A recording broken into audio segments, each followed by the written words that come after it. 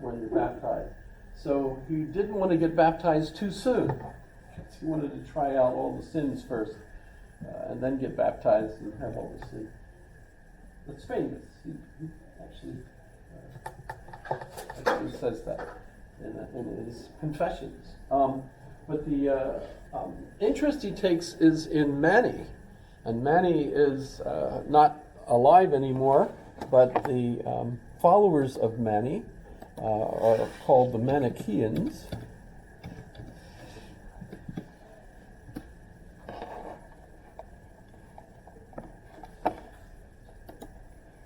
And Manichaeanism is, as I understand it, a Jewish Christian group, but also a follower of Mani. So Mani claims to be a prophet himself. It also has ties into Zoroastrianism.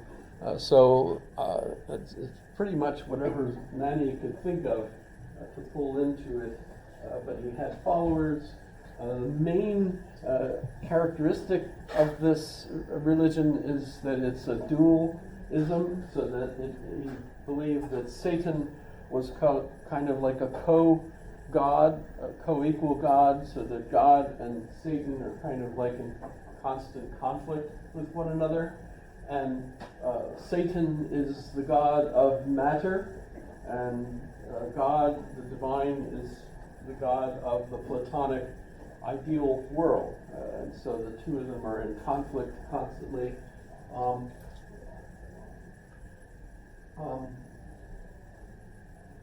dualistic cosmology, struggle between good and the world of light. So light, would be associated with the ideal world, and darkness associated with the matter, etc. So all kinds of interesting things. He becomes a Manichaean for quite a while, about, I think they say 15 years. Yeah, I mean, you could check and see exactly. But he eventually ended up meeting with one of the wisest of the Manichaeans, who came finally to visit Thagaste or somewhere in North Africa. And when he met him, he was extremely disappointed. He thought he would be very intellectual, and it turned out to be just a doofus, I guess. So he quits being a Manichaean and goes on a quest to find a wiser, more intelligent point of view, and ends up becoming a rhetor in Italy. In fact, he becomes the speaker for the Roman Empire himself.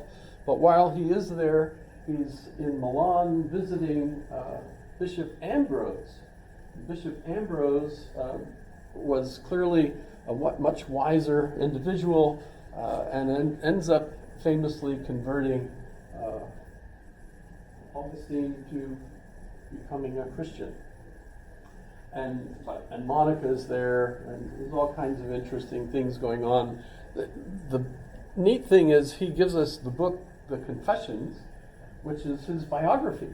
It's kind of the earliest one that we have of that sort, so it's kind of famous. It's also considered great literature. So that's why I recommended you having a look at it as reading material. And as I think I mentioned last class that there's a great book, The Font of Life, by Gary Wills, that is all about his becoming a Christian.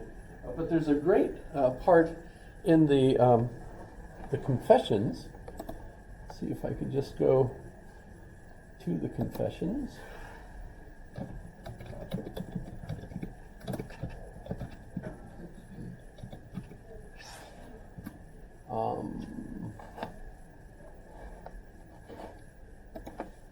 I want conversion.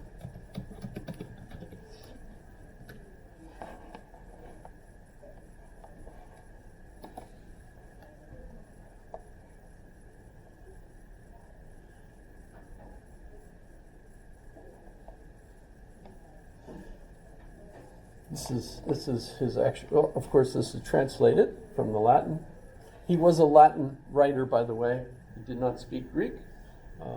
I should mention that the one of the other saints that he corresponded with in writing was the one who actually translates the Bible from Hebrew into Latin and from Greek into Latin. And that's Jerome, Saint Jerome. And they wrote letters back and forth to one another.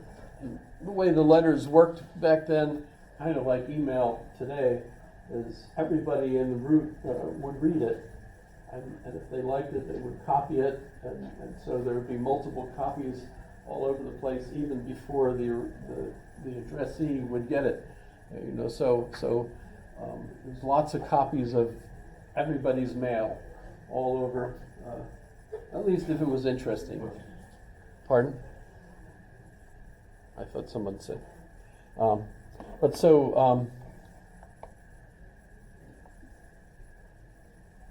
This line is very famous. Not only does Paul quote it, but remember it comes from Plato as well.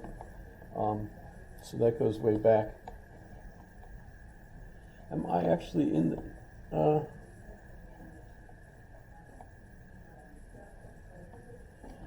So he's not converted yet, but he's really doing his best to try to understand. He's really impressed by Bishop Ambrose. And by the way, Ambrose also comes, we get the ambrosia, I guess. Yes?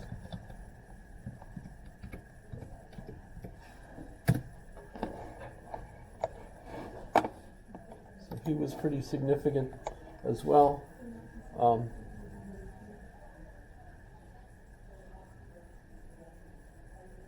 who knows, that might actually be close to what he looked like, because it was contemporary.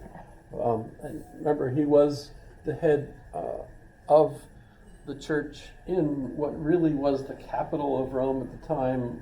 Rome was still there, but it was such a mess that even the emperor didn't want to stay there anymore, so they moved to Milan. And so Milan was really the acting capital of the Roman Empire in the the European area, right? So he's really essentially what would be called a pope, I suppose, later on.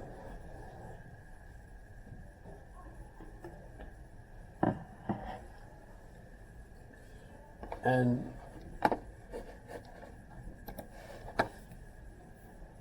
so Augustine is really being persuaded by him, but when he finally ends up being converted is when he's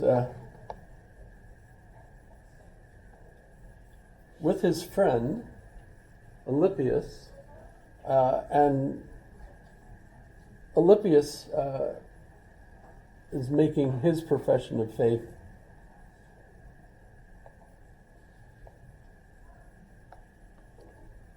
I think I passed the part that I wanted. Yes, I did. Let me get back a little bit.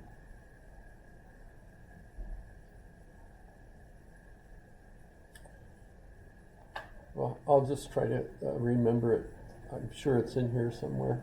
But he's in the garden, and he hears these children singing, and he can't tell exactly what they're singing, but it sounds like pick it up and read. So he goes back to the book of the Apostles' Letters, and he's talking about Ambrose's copy of the letters of Paul. And as he picks them up, the first thing he sees is put away the things of the flesh and think only on God. It's a much better line than that. I'm screwing it up.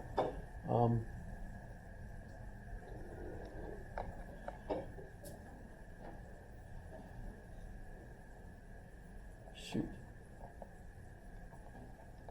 I'm messing it up. It's really nice and powerful. But so he's converted, and it's a tearjerker if you read it, and that's why I wanted to find it, because he's absolutely convinced that how some people if they pick up something and they read something and it's immediately appropriate to what they're thinking, they feel like this is kind of God speaking to you through the text, and that's what happens to him. So he becomes converted, and Ambrose baptizes him there in Milan. And then at that point, he leaves. And he heads back to North Africa. And once he's there, though, because he's a literate person and they need a priest, they pretty much force him to become the parish priest for their community, even though he doesn't want to become the priest. But so he becomes a priest, and then he becomes an assistant to the bishop of Hippo, and eventually when that bishop dies, he becomes the bishop himself. And then from then on, he's the one that's writing letters to all these different folks, and becomes really the one that organizes what the dogma of the church is. So what kinds of dogma are we talking about here? The things that essentially everybody believes. That's when we get back to the question of theodicy. Because if you think of what kind of narrative a theodicy is, it's a philosophical. This is ChatGPT. What a wonderful source, right? Is a philosophical and theological attempt to explain why a good, all-powerful, and all-knowing God allows evil and suffering to exist in the world. How many times have you heard that question? Why is there evil? Right? I'm thinking of my email just this morning. Yeah. Go to email here for a minute. Hopefully I haven't got. Oh, that was quick. All that stuff. Okay, so here. This is from the John Templeton Foundation. I just got this morning, and look, the problem of evil. The very first thing, timing, right? So what's the nature of the problem of evil? How do you figure out how a good universe? You don't even have to think in terms of the universe being a God, but if you think of the universe as just thank goodness for the universe. We've got a nice universe here.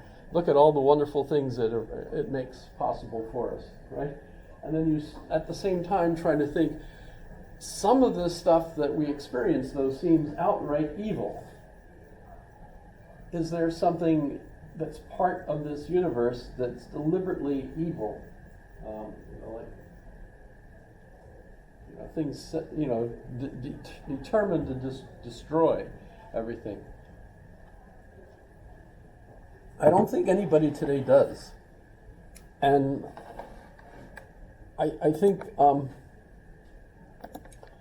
prior to Augustine, people did think that there's evil forces out there that are deliberately trying to kill us.